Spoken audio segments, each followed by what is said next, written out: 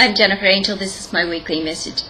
A few significant things happening this week. Mercury is finally coming out of its retrograde journey. Hooray! It's been retrograde for, let's say, pretty well all of August, from the 3rd to the 26th. So, when you do the 3 days, either 2 or 3 days either side, for its over its stationary period, takes out pretty well all of August. So the good news is, by the end of this week, let's give it a couple of days after the 26th, so 8, 9, so we can start to feel that things are going to move ahead again. So if you've felt like you've been treading water, or some things have gone away, or you don't think they're happening, but they're not quite cancelled, then this is when it can all start to come back together again. Also, it can mean that your electronic situations can just smooth out as well. I mean, my printer went haywire this week, and I just unplugged it. I thought, well, I'm certainly not buying a piece of electronic equipment in Mercury retrograde, so I unplugged it for 2 days, plugged it back in, and it's okay again. So we've just gone through a pretty harsh full moon in Aquarius, and some quite hard aspects and squares to go along with that. So I don't know about anyone else, but I was feeling, let's say, quite challenged last weekend. So we're coming out of that period. The other movement that's happening this week also is the Sun moves into Virgo on the 23rd, and Venus moves in on the 22nd. So with the Sun moving in, what this does for us is it helps us gain a sense of who we are, and who we are and what we have to give back.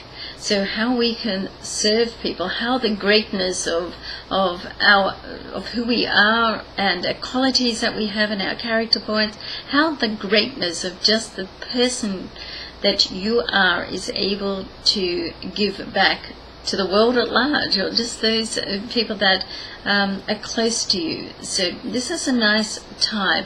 It's also a time where it prompts us to focus on our health and well-being and our image, so our inner and our outer well-being, and they both go hand in hand. It's like mind, body, spirit.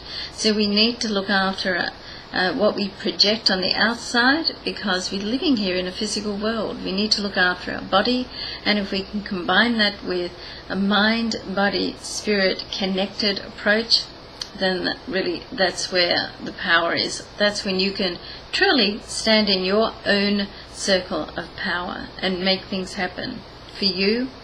And once you're happy, then that radiates out to the people around you. Now, the other thing that's happening, as I mentioned, is Venus moves into Virgo on the 22nd. Now, with Venus in Virgo, a couple of things happening here. You want to be sure, or be careful, that you're not being overly critical, firstly with yourself, secondly with other people. This gives you an opportunity to learn to love unconditionally. I know if you say that quickly, love unconditionally, it sounds very easy, but of course it's easier to say than to do. But what we need to keep in mind here is that we are all individuals. I mean, we are all connected on some level, but within that connectedness, we're also very individual.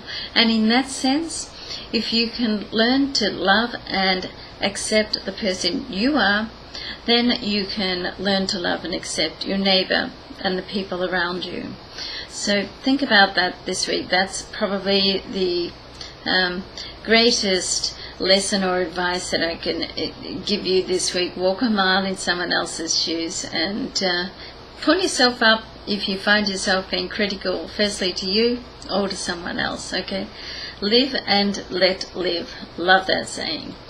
Have a great week, everybody. I'm Jennifer Angel. Thanks for watching. See you next week.